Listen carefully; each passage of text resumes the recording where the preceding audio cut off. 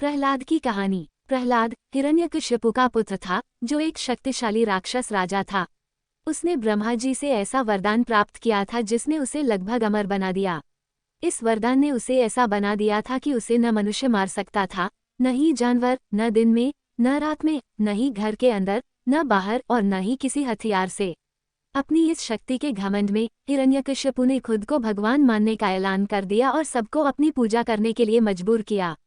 अपने पिता के कठोर शासन और अपनी पूजा के आदेशों के बावजूद प्रहलाद बचपन से ही भगवान विष्णु का कट्टर भक्त था। उसकी भक्ति इतनी गहरी थी कि वह दिन रात विष्णु के भजनों में लीन रहता था। हिरण्यकशिपु ने प्रहलाद को उसकी भक्ति से दूर करने के लिए कई यातनाएं दी। उसने प्रहलाद को सांपों से डसवाया और भारी पत्थरों के नीचे दबाने की कोशिश की, लेकिन हर बार प्रहलाद भगवान विष्णु की सुरक्षा से सुरक्षित बच निकला। भगवान विष्णु ने अपने भक्त की रक्षा की और उसका साहस और विश्वास अद्वितीय बना रहा।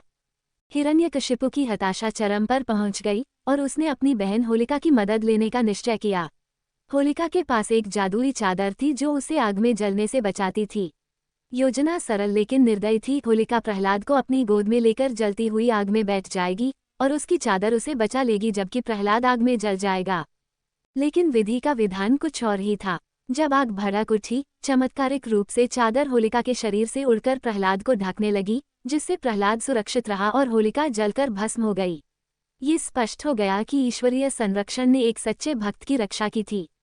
इस घटना की स्मृति में होली का त्योहार मनाया जाता है। होली से एक दिन पहले होलिका दहन की परंपरा निभाई जाती है। ये हमें ये सिखाता है कि सच्ची श्रद्धा और अच्छाई हमेशा विजयी होती है।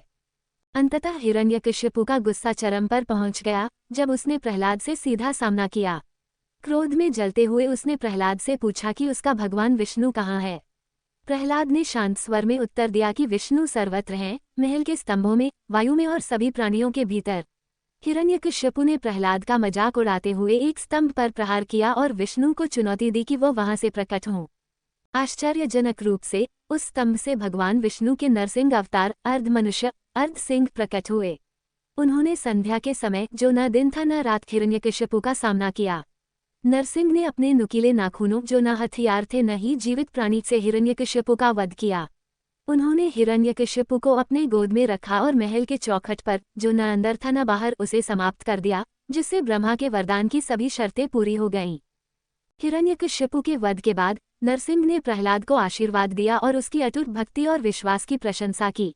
आगे चलकर प्रहलाद एक न्यायप्रिय और दयालु राजा बना, जिसने करुणा और न्याय से राज्य किया। उसकी कहानी आज भी हमें बताती है कि जो व्यक्ति सच्चे दिल से भगवान को पूजता है, उसकी रक्षा स्वयं ईश्वर करते हैं। मुझे उम्मीद है कि आपको यह वीडियो पसंद आया होगा। कृपया इस वीडियो को लाइक करें, अपने दोस्तों के साथ शेयर करें और हमारे चैनल को सब्सक्राइब करें ताकि आप और भी ऐसे ही पौराणिक कहानियाँ देख सकें।